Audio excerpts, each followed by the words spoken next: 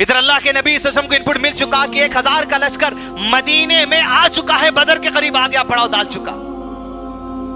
आप सल्लल्लाहु अलैहि वसल्लम अल्लाह से दुआ करते, या रब तेरी मदद जिसका तूने वादा किया था, फरिश्तों का लश्कर, या रब वो भेज कर तूने मदद करने का वादा था फरिश्तों के लश्कर को, या रब्बी जमीन पर भेज देना आज।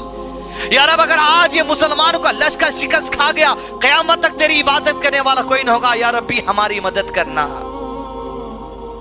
दुआएं कर कर सुबह का वक्त था, सफों को दुरुस्त कर रहे थे। एक तीर को हाथ में लिए हुए अल्लाह के नबी सल्लल्लाहु अलैहि वसल्लम मुसलमानों की सफों को सीधी करते चले गए। कहा सफ में सीधे हो जाओ, सफ में सीधे हो जाओ। एक सहाबी साद और सफ से बाहर निकले हुए थे, उनके पेट पर तीर रखकर अल्लाह के नबी सल्लल्लाहु अलैहि वसल्लम थोड़ा सा चुबाया, कहा साद सफ में हो जाओ। पेट पे तीर चुभना था, साद ने कहा अल्लाह के नबी सल्लल्लाहु अलैहि वसल्लम आपने तीर चुबा के तकलीफ दी है, बदला दीजिए। काम अंदाज देखिए आप, 1000 सामने, जंग शुरू होने कुछ लम्हे, अल्लाह के नबी इस्लाम उस्वा हसना है।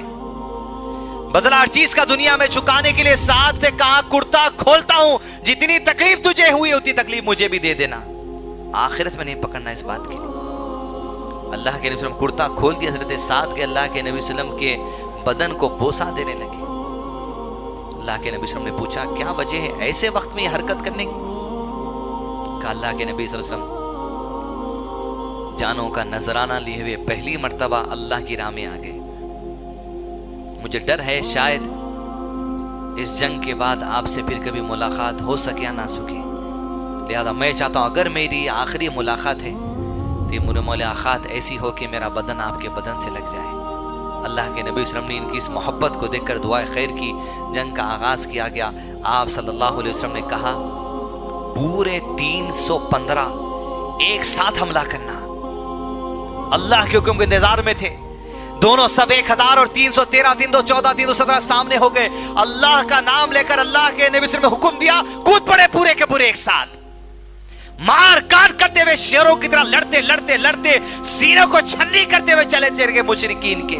वो जो अल्लाह के नबी सल्लल्लाहु अलैहि वसल्लम को मिटाने आए थे, अल्लाह के दीन को मिटाने आए थे, कुरान और सुन्नत को मिटाने आए थे, उनकी हस्तियां मिट कर रह गया। ताकि अबू जहल जो कुरैश का सबसे बड़ा सरदार था, कलेजा चीर कर जमीन पर डाल दिया उसका मुसलमान। जंग चलती चली गई, घंटों का आगाज।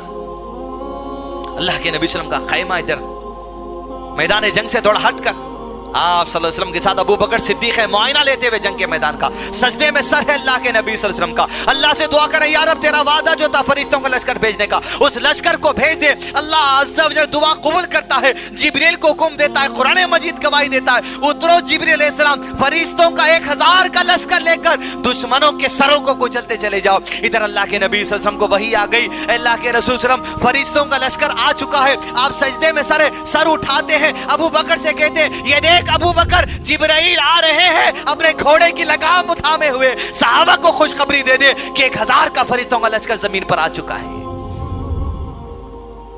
सहाबा कराम कहते हैं हम तलवार लेकर दुश्मन की गर्दन पे मारने जाते, हमारी तलवार गर्दन तक नहीं पहुंचती लेकिन उसकी गर्दन कटकर गिर जाती, फरिश्ते ऐसा हमला करते। अजीज दोस्तों, देखते ही देखते मुसलमानों की जमात ने बदर की इस जंग अजीम में फतेह हासिल कर ली। इस्लाम का सबसे फैसला कुन मार्का। छोटी सी जमात जिसको समझ रहे थे लोग कमजोर समझ रहे थे, अल्लाह अज़्ज़ा व जल ने ऐसा उठाया। मुशरिकीन मक्का व कुरैश की जमात जिसकी इज्जत दुनिया भर के अंदर थी, दुनिया भर में बात पता चल चुकी थी, वो मोहम्मद जो हज के दिन आने पर दावत देते थे सल्लल्लाहु अलैहि वसल्लम, उनको उनके साथियों को कुरैश ने निकाल दिया मक्का के बाहर। पूरी दुनिया में जितनी इज्जत थी सारे जलील होकर रह गए। बदर में हार के बाद 70 लोगों को कत्ल कर दिया बदर में मुसलमानों ने उनके, और यहां से पासा पलट गया। मुसलमानों की इकोनॉमिकल पोजीशन मजबूत होने लगी। जब देखे कि मुसलमान छोटी सी जमात 1000 को शिकस्त दे चुकी है, मुसलमानों का दबदबा बन गया। छोटे छोटे कबीले वाले मुसलमानों से दोस्ती करने लगे। जैसा अमेरिका की गोद में छुप जाते, देखिए जरा उन्हें नया बम बनाते वहां चले जाते, इन्हें जुड़ जाता, नाटो बन जाती। वैसा मुसलमानों का इकोनॉमिकल, फाइनेंशियल और मिलिट्री पोजीशन मजबूत होने लगा। यहां तक के 1 साल गुजरा, सामान बचा के चले गया था अबू सुफियान, चले गया था ना। अबू जहल जबरदस्ती आया था, तलवार के जोर से फैला इस्लाम, तलवार लेके तुम आए,